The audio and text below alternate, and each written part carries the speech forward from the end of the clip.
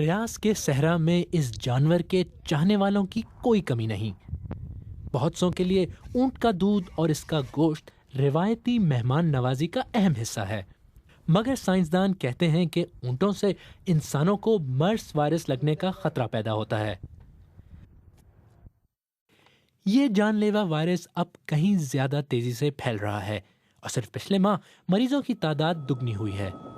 امریکی ریاست فلوریڈا کے ایک ہسپتال میں ایک سعودی مریض کا علاج کرنے والے 2 طبی کارکنان بھی اس بیماری کا شکار ہوئے۔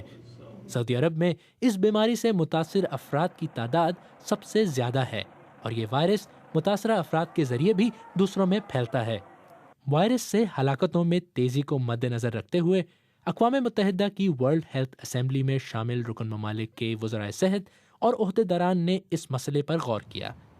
سوال اٹھایا جا رہا ہے کہ عنقریب حج کے لیے لاکھوں افراد دنیا بھر سے سعودی عرب پہنچیں گے، کیا ایسے میں بیماری کے وسیع تر پھیلاؤ کا خطرہ نہیں ہوگا؟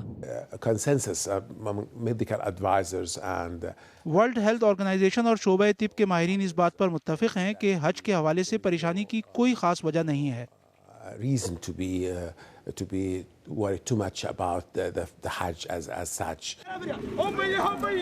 ایک طرف سعودی عرب میں کچھ حلقے اس بیماری سے اپنے پسندیدہ جانور کے وابستہ کیے جانے پر زیادہ خوش نہیں، تو دوسری طرف عالمی طور پر تشویش کا اظہار کیا جا رہا ہے کہ سعودی حکام نے 2 سال قبل شروع ہونے والے اس مسئلے کو اب تک زیادہ اہمیت نہیں دی۔